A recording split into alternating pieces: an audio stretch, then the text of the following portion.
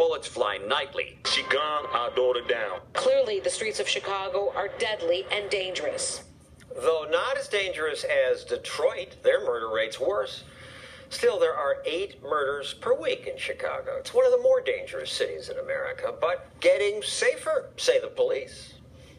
What's happening is we're lowering crime. We're doing it by arresting the right people, not by arresting everybody.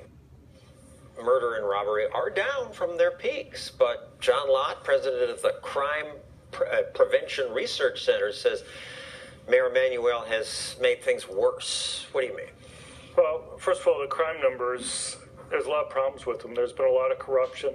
They've reclassified crimes that would be murder or other types of violent crimes as less serious crimes, so we really don't even know. Wait a second. I understand the police fudge all sorts of crime numbers, but with murder you have a body. How do they hide that? Well, it's been amazing, some of the things that they've done. So let's say somebody gets beaten up and they die a couple days later.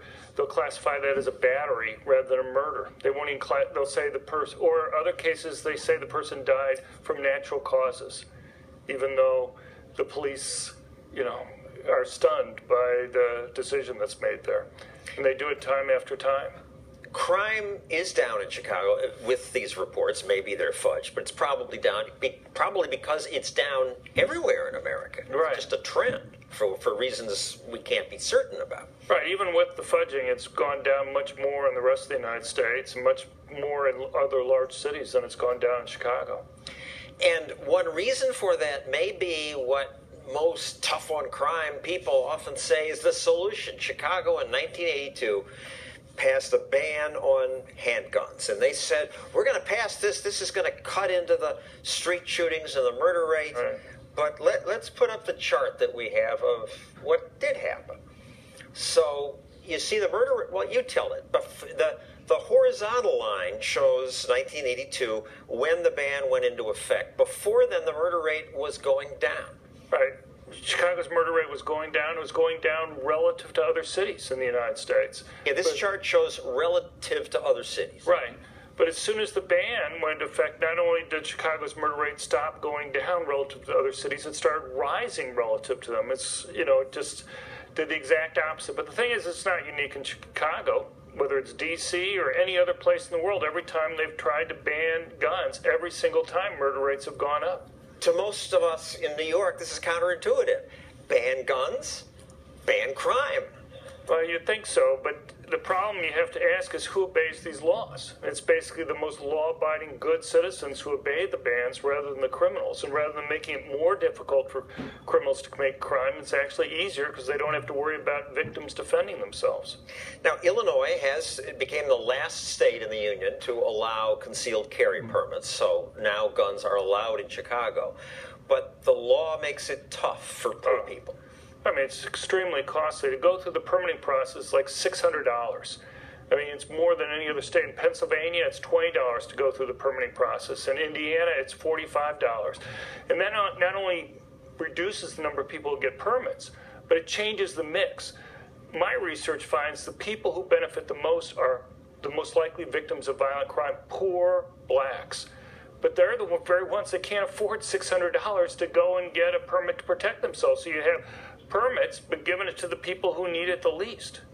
And that's the attitude in New York and in Chicago. Detroit's police chief, by contrast, encourages people to defend themselves. Right. When the city went bankrupt, he went on the TV and said, look, we had a hard enough time protecting you to begin with. We're having to have these big cuts in the police, and he advised people to go out and get concealed carry permits. And the next year they had like a 19% drop in robbery.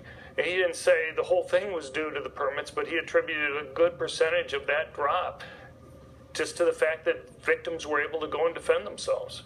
Now, beyond guns, you have other criticisms of Rahm Emanuel. Crony policing in some ways? Well, look, more police mean less crime. And he had promised more police in the campaign. He actually cut it. But even worse, he moved around the police. If you have police in the city, where are you going to put them? You're going to put them where the crime rates are highest. What did he do? Well, he closed the detective bureaus in the high crime areas and moved the detectives across town to low crime areas. Why?